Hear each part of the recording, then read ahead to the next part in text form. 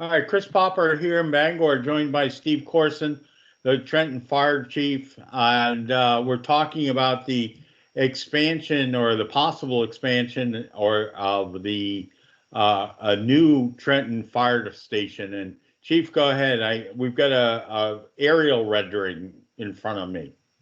Hi, good afternoon, Chris. Thanks for helping me out.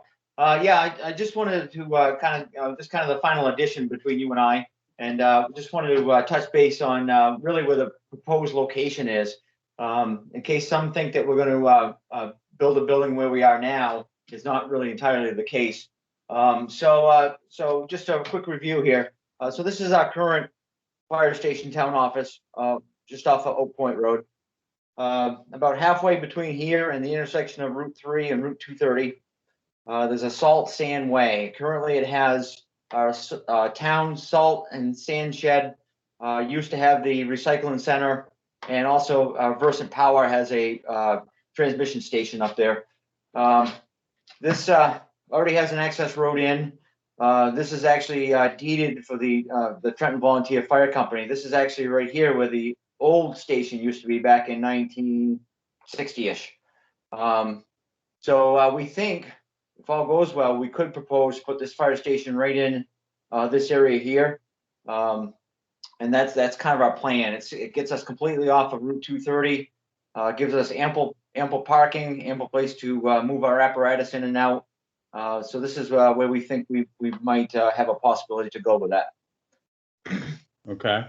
It's actually probably a better location in terms of backing fire trucks in, because there no other vehicles would be up there besides fire department vehicles.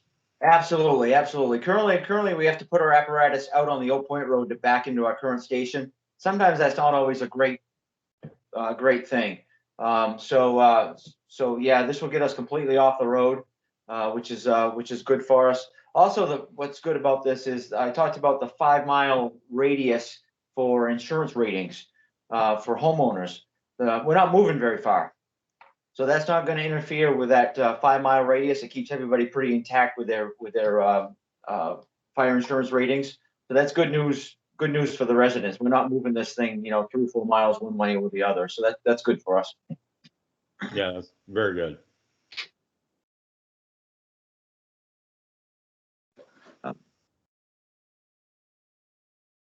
So, Chris, I've got a couple of outside renderings. One of our members, Bill Malcolm, was nice enough to he had a program on his computer, and he was nice enough to kind of come up with these drawings. Again, nothing's written in stone. They're all, subject to change without notice, but this is what we think might work for us. And I think, eventually we just need to get something out there for the community to see what we were talking about. We talked about the old station over and over again, but to kind of see something new in front of us, it's kind of exciting, and we'll see how it plays out. But so this station is about 120 feet wide by about 82 feet deep. It's almost an exact footprint of the Southwest Harbor Fire Station. I've been down there several times. I thank the guys down there for helping me out, Chief Chisholm and folks. We liked it so much, that we thought that it might work for us. So one of the couple of things that I wanted to point out is these are 14-foot doors, 14 foot wide, 14 feet high. Right now we're dealing with 10 feet high, 10 feet wide, which potentially we've got inches on the side of our mirrors of our apparatus. So 14-foot wide doors would be very beneficial. The other part of this is it's 5 apparatus bays. Currently, we have 5 pieces of apparatus. We actually have one tucked behind one of our first line pieces right now. So we have to shuffle trucks around when we need it, which is a little inconvenient. So the neat thing about this as well is we're talking at the peak about 20-foot high ceilings, a roof line. That's great when we're doing maintenance and also loading our hose. Right now, we're pretty much hitting our head on the ceiling. So peak about 20 feet or so. What this gives us, which is kind of neat, is between our apparatus, we've talked about it before, instead of the current maybe 2 feet we have now, we have almost 8 feet between our apparatus, which is huge for us in helping us get inside of our apparatus, and also for maintenance and inspections. A couple other things we just added is we actually added some natural light. Our station's pretty dark. We don't have a lot of windows, so just a little bit of natural light just kind of help us there. So we think this is pretty good. This is just a little over 9,800 square feet. Our feasibility study in 2018 said that we should be about twice the size that we are, and we're about right now about 5,200 square feet. So it gets us in the ballpark of that twice the size from that feasibility study. So we're right there, I think. Okay.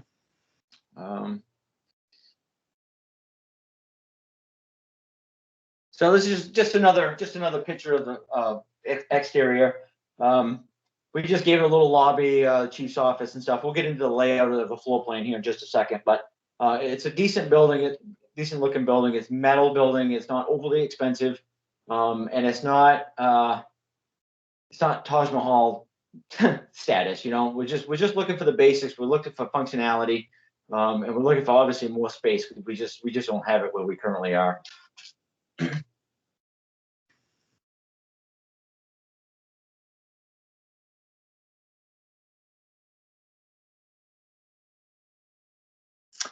So this is our floor plan, and like I talked about initially, we talked about the 5 pieces of apparatus and about 8 feet between our trucks, which is going to be huge if that works out that way. Just touching on a couple of points here. First of all, we basically have one office in our current station, but there's a lot more than just the chief that works here. We've got assistant chiefs, deputy chiefs that put in some time. We've got a training officer. We have a compliance officer, along with a couple other folks that put some time here. And a lot of this stuff is done at home because we just don't have the space to kind of sit down and do work, you know, whether it's in private or not. So we've got a chief's office, and then we added office space for the assistant chief, deputy chief, and also a conference room. It could be multi-purpose, used for the folks in the training department or the compliance sector of what we try to do. We still want to do our fundraising. So we put in a decent sized kitchen. We think the fundraising is a vital part of not only the department, but also the community. So we still want to do that for our breakfast. We do need a decent sized kitchen. Our training room back here takes up quite a bit of space, but we need it to fit. Well, we have 18 members. And if we ever have multi-agency training here, we could have, you know, twice that many at times in our training room. So it's a little bit bigger than what we have now, a little bit longer, a little bit wider. And then what we do down here, down in this hallway, is kind of our what we maybe future expansion, if you will. I feel someday we're going to need some possibly some 24-hour coverage here, and we've added some bunk rooms, and also some bathrooms with some lockers, some showers there to kind of support this area, which, you know, eventually could be housing for staff. Well, the one thing is that you're building this for another 30 years. It's correct. You know, it's one thing I've talked about before is, you know, I'm going to say a $1.5 to $2 million expansion, but that is a investment over 30 to 40 years. We've been 43 years in the current facility now. So we were trying to build this big enough to support us down the road. Now, you know, who's to say what might happen, you know, 15, 20 years down the road, but we're trying to make this big enough where we can not only support what we currently do, but also support future staff that might end up being here at the station. So that's kind of our plan. And finally, you know, we really have very little storage space in our station. We have stuff stashed pretty much everywhere. So we've got a little storage closet, if you will. We thought we might have a workstation here, but also, which is very important now, is our laundry and decon. When we come back from a fire call, we need to get that stuff, get our PPE off, protective equipment off ourselves and get it washed, get it laundered. So we've done this so we can get, you know, keep it in our apparatus bay. We don't get it into our training room and our bunk rooms, etc., office space. It kind of keeps it away. So we've kind of designed that decon area to be right in that section there. So we have We do have a rescue boat that currently is not in our station because we don't have space. And we all, which is just to add, was bought with our fundraising efforts. And we also have a wildland trailer, which was actually awarded through a grant several years ago with our wildland equipment. And we have to keep that offsite as well because we just don't have space for it. So we'd like to get it so we can kind of house everything in our station, which, you know, makes sense. I'm just gonna go back, you know, to this this area here. It's pretty important, I think, because, you know, like I said, we're dealing with right now 1.5 2 foot space. We're actually pulling our apparatus out in our current station. We're pulling our apparatus out to get into it to leave for a fire call, which isn't the way it should go. We have to kind of like take turns and, you know, that type of thing to get in here. So really, we ought to be in our apparatus, belted in, a crew of 2 or 3 or whatever it needs to be, but we should be leaving this station fully equipped and ready to go. But instead, we're actually out here in our current situation, getting ready to leave for a fire call, and that's not really the way that should work. The space we have between our trucks now is, you know, not only an inconvenience, but it's also a safety concern because there's no space to, you know, to put people, especially if the trucks are moving. So that becomes a little bit of an issue. So, anything else there, Chris, on this? No, I think that's.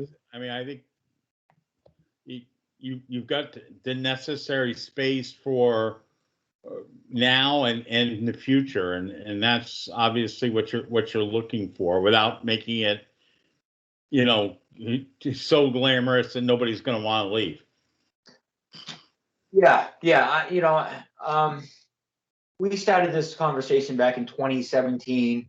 The feasibility study occurred in 2018. You know, I know things are a little crazy right now with COVID and that sort of thing, but you know, we've been in discussion long enough that I think people understand. The community understands, I believe. I've had several residents come into the station and say, "Well, you know, you really don't have any space," and you know, back you 100%. So, you know, that's good. You know, and we're just trying to get the information out that you know, hopefully when this makes a warrant, which my guess right now at the latest will probably be May of 2022. So it gives some time to, you know, for residents in the community to think about it and see, you know, what makes sense. But hopefully we've done our due diligence and done the right thing, and we think we're on the right track. Okay.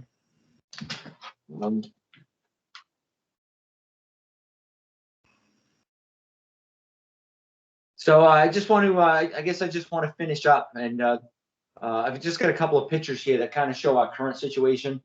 And this is the what I call the iconic picture. On our Facebook post, on our Facebook page, I've posted this several times, and every time I do it, I get several comments. I think it pretty much illustrates what we're up against. This is actually a fire call. This is probably, I don't know, probably 2 years ago now, I guess. A fire call late at night, and we're loading a hose on one of our apparatus trucks. And as you can see, it's not overly convenient.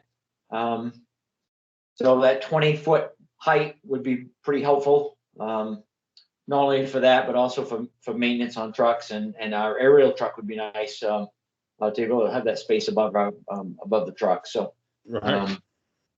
So that's just that's one of them. And this is a picture of our Deputy Fire Chief Steve Heckman. This is against one of our outside walls of the station. And as you can see, you know, when I talk about 1.5 or 2 feet, that's just about what he has. Yeah. I mean, I couldn't fit there walking straight on. Yeah. So, you know, picture 6 or 8 of us showing up at the station some night with our full turnout gear on, trying to get to our trucks.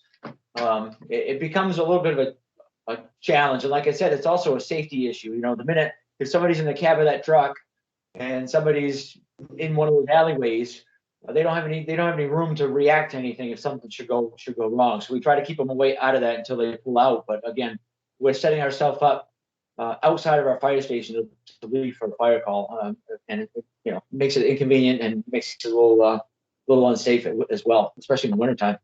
The other part, Chris, is during our breakfast and our fundraisers, people, when they come to the breakfast, they see a big wide open space. And the fact of the matter is, once you start putting apparatus inside this, it fills up very quickly. This is one of our training nights. So instead of a group of us getting together at a compartment to take a look at things, do training on things, we actually, again, we have to take turns to see things and demo things and that sort of thing. So it makes it extremely difficult. The yellow hose you see there is our exhaust lines. So they're in the way. That's to keep the exhaust fumes out of our station. We have 3 of those, which makes it tough in the alleyways as well. So yeah, that's kind of where we are, Chris. Again, I'm just trying to get the information out, not throwing any surprises out to anybody, and hopefully we can have discussions going forward and have it make some sense. Well, this has all been talked about at the select persons meeting monthly. I mean, you give a fire report, and I know this has been discussed there. And going forward, we know that you're going to be able to. Hopefully, we'll be able to have the breakfast. I mean, we've talked about when those are going to be starting in June. And it'll be a good chance for the community to come out and to meet with you and to ask any questions that they have. The best part about the breakfast not only is the food, but it's also the community gathering, and that's something that's sorely been missed with COVID. I couldn't agree more. I think the community's itching to get out. I also think our community's support, I think, is second to none. And I do think it's a good time to come out and ask questions. We're not afraid. We're not afraid to answer them. We think we got a decent plan. We're trying to do it as inexpensive and as we can, and one that makes sense with functionality. But yeah, I agree.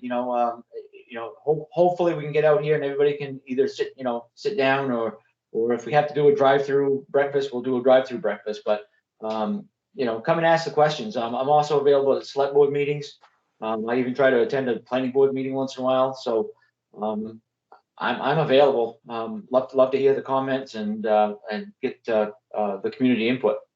Well, that too, and people can always message you through the Trenton Volunteer Fire Department's Facebook page. That's correct. That's probably one of the best ways to find me. You can leave messages at the fire station, that sort of thing. But really, the Trenton Volunteer Fire Department Facebook page is the best way to get a hold of me. All right, Chief.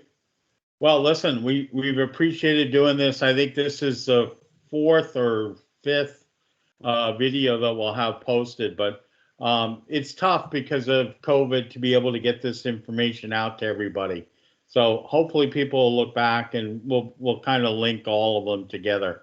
But we've kind of gone from the whys and hows to looking at the future. So I appreciate your time.